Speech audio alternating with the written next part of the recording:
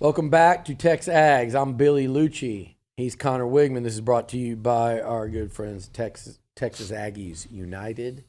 Conner, it's been a few weeks. Good Yes, to sir. catch back up, as always. How you been? Good. I mean, full court press with this ankle. We're trying to get back for spring ball, so Yeah, I'm so excited. you were saying what you're saying.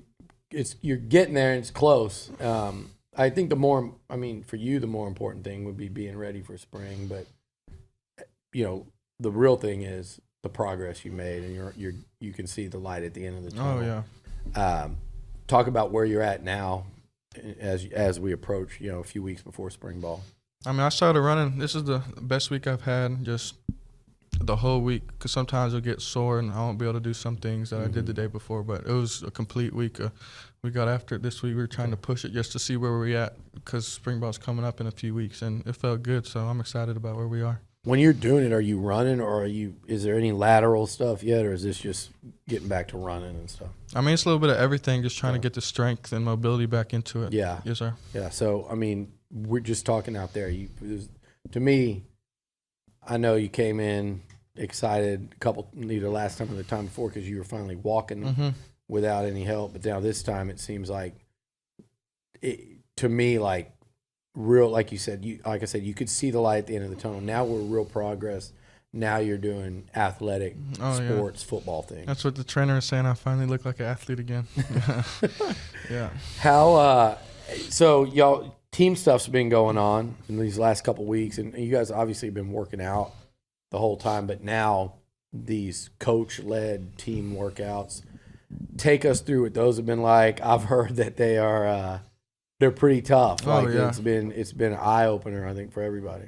I'm not with like the main group just because they have me just doing some more of my ankle stuff on the side, but being able to watch everyone's getting after it and just building the team camaraderie, because it's more of competition stuff, like 1v1s, matchups, and you're going against someone else, competing against someone else, and there's a winner and there's a loser. Yeah. And they're preaching winning's good and losing's bad. And if you lose, you got punishment. If you win, you get good stuff. Yeah, so, you get to not have to work out at the early time. Exactly, yes, sir. And they're just pounding that into us, winning's good and losing's bad, which – Conner, it's funny because we as fans and like media, and we sit there, and I think the further we get from being competitive athletes, we forget that we do that every day in our lives. Like at the corporate level, losing's bad, winning's good. Exactly. And you think that, well, you play sports, of course you know that. Yeah. But it's not, you know it.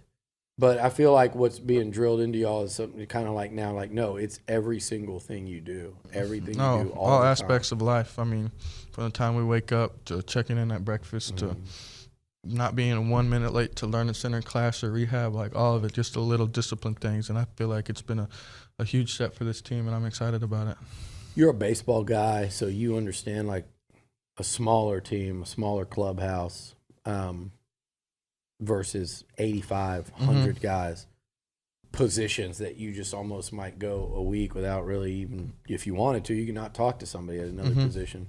Do you feel like a lot of this stuff too, whether y'all are sitting here realizing it day to day or not, is like the dining stuff and eating together as a team? Do you feel like that's helping kind of over time? Could you see where that will build a more cohesive, like tight-knit locker room? Oh, for sure. Like at the beginning, like I know everybody now, but at the beginning I try and eat with someone different every morning, every night. And like we have assigned coaches. Like we don't sit with our position coaches at dinner. Like it's like a couple of days ago we sat with Coach Cushing, Coach Trooper, Coach Wiggins. Like it mixes up every day just to get everyone meshed and knowing each other. Yeah. So I think it's really good. Is there any coach that you've met so far that, I mean, obviously they probably all stand out in different ways, but there's one that you particularly thought, man, that dude's like really funny, or someone that you just really felt like you connected with right away? Coach Trooper, he's a character. I mean, he recruited me all the way back when I was a freshman at Bridgeland. He came in with Coach Cutcliffe when he was at Duke. Okay. Yes, sir. So we've had that relationship for a while. He's a really good guy. He's a Texas guy, so he's a good dude. Shoot, man, I remember him from probably when I first started doing this, Trooper Taylor. Yeah. That was just such a name that you don't forget. Cuero, Texas. Yeah, exactly. Gobblers. Yeah. So Collin Klein, one of those assistants, you've been spending a lot of time with him. Oh, yeah. We talked about this last time, but talk about y'all's relationship and kind of what you're learning about this offense in a short period of time? I mean, it's going really good. I mean, his family's not in town yet, so he's at the facility all day. So I mean, it's been really good. We're picking up on the offense pretty quick. I mean, spring ball's coming up pretty fast, and it's going really well. I'm excited about it. Just watching it and talking to him, give me like one thing that when you're talking or watching it, you're like, I'm excited about that. Like one play, like one variation of a play, like you can run 9 different things off of it and it'll look the exact same, which is pretty cool. Like it's the defense eyes, it's got to be in the exact right spot or they're not going to get it. And it's fascinating because you're still – I talk about this all the time because y'all's quarterback room has so much to like. And the only, to me, knock on it is y'all just haven't combined played a ton of football. And you're like this veteran, as I sit here and talk to you, but how many starts do you have? 8, 9? 8, yes, sir. 8, and you're going in. So I just feel like right now with Collin Klein, you must be like a sponge. Oh, yeah. That's what I told him. I want to know everything there's possible to know. Just I want to make the game easier for me from a mental standpoint and just breaking the defense down. I mean, like Tom Brady, he didn't have to do anything special. He was so smart. Just everything was so quick with him, and that's where I want to get. You can find the weakness before the ball snaps. Exactly, yes, sir. I feel like I'm gonna tee you up for all of the above, but I'm gonna ask it anyway. Do you think you're kind of hitting this new level of a learning curve because of, look, you're going into year 3, even though the 8 starts, you are experienced. You're going into third-year college quarterback, or was it the injury gave you time to really say, there's not anything I can do now except learn? Oh, yeah. Sponge, or do you think it's the newness of Collin Klein and being able to do a new relationship, new coach, and a fresh start? I think it was a little bit of both. I mean, obviously, with my foot, I couldn't really do anything except just sit there and try and learn the game as much as possible, learn more than what I already knew. And then with Coach Klein coming in and just, like you said, being a sponge, he has a lot to say, and I sit there and try and take as much notes as possible and ingrain that into what I'm going to go do on the field next year. Johnny's been in the news a lot lately between this most recent, the Shannon Sharp pod. I don't think he talked about you on there, but just talking to him, he's so excited about what you could do here in these next couple of years. And I know y'all have talked. What does it mean for you to know that, like, and I know, like I said, y'all have a personal relationship, that he is, A, that excited about you, but B, takes that much of an interest in you as an A&M quarterback? I mean, it's really cool just for what he means to Aggie fans. I mean, he was that guy. He was Johnny Football for, like, biggest star on campus, and for him to say that's pretty cool. And I'm excited about it too, man. I'm ready. I was pissed off when I got hurt. I'm going to go do what I was supposed to do last year, this upcoming year, so I'm ready for it. I can tell. You're sitting back waiting. Yeah. And I feel like there's a different the team. It's I don't know. Can you feel the culture changing? And I mean, that's such a broad, I almost get sick of using it, but I mean, you mentioned the winning good, losing's bad, period. Like, let's make it as black and white as possible. Yeah.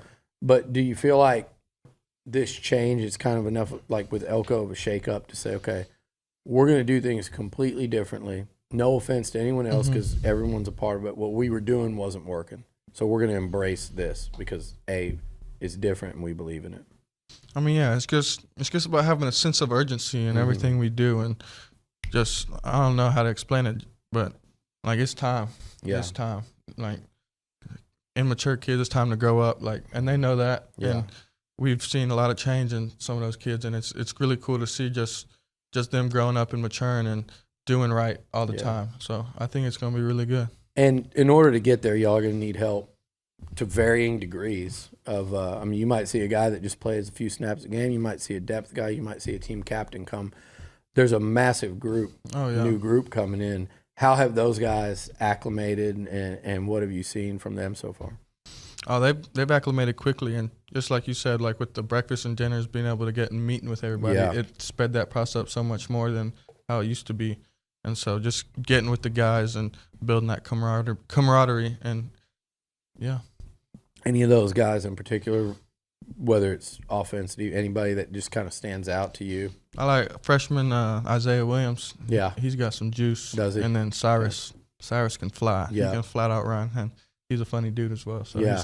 they're cool to hang around. Any of them defensive guys? I've heard a lot about Nick Scorton. Oh yeah, Purdue, he's a just dude. kind of just his presence. He's a dude now. He can move too for his Really? size. Yeah. And I like Des Ricks. Really, He yeah. can fly, and he's got a good size to him at corner. He's going to be a problem. It's exciting times, man, and we got a lot to talk about looking ahead, and I can't wait till spring ball. Yeah. But looking back to we talk a little NFL around here. Looking back to the NFL season, so what did you think of Patrick Mahomes in that playoff run? Because I think we talked before.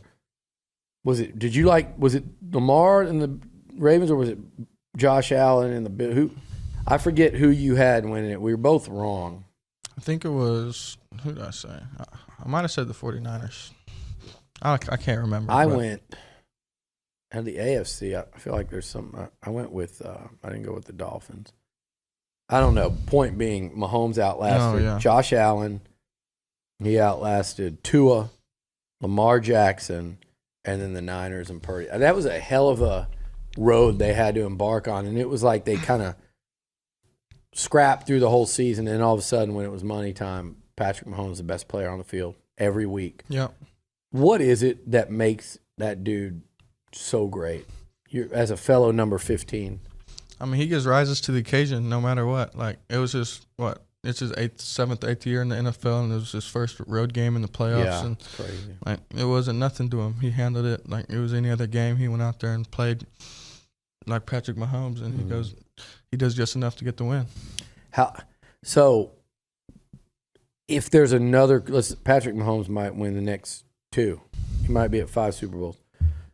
But who's the next NFL quarterback that's going to hoist that trophy? The next guy to win a Super Bowl, whether it's this year, 2, 3, whenever. My guy, CJ Stroud. Yeah. Houston. Big Texans fan right here. So I'm on board with you. They what they did this year was incredible. CJ, I actually saw him in Vegas. That is not a big dude. Oh yeah. It's crazy how good he is. You know, some of these quarterbacks, like we were talking a lot today about Kyler and just how much the game has changed. Because as a kid growing up, the only small quarterback I remember was Doug Flutie. And he was okay in the NFL. He was fun in the USFL. But, like, that wasn't even really an option in the 80s, 90s. Now, even 2000s. Now, what do you attribute that to? Do you attribute that to certain guys, and Johnny was one of them in college, but then in the NFL, guys kind of break? I feel like Drew Brees might have been one of the earliest ones to really do that.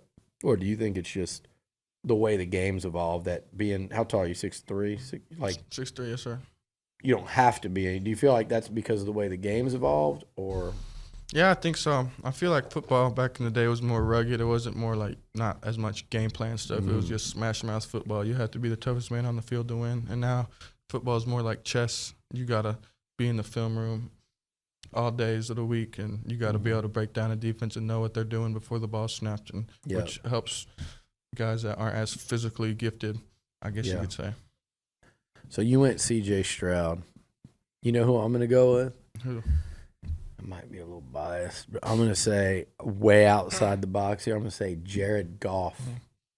There you go. You know why I'm doing that. It's Dan. But the Lions, like I think if they wouldn't have given up and blown that second half lead, I think that them and the Chiefs is a coin flip game. They were a tough team. I mean Dan Campbell, he went for it on fourth down all year, so you can't blame him for that. Yeah. As a QB, you like that?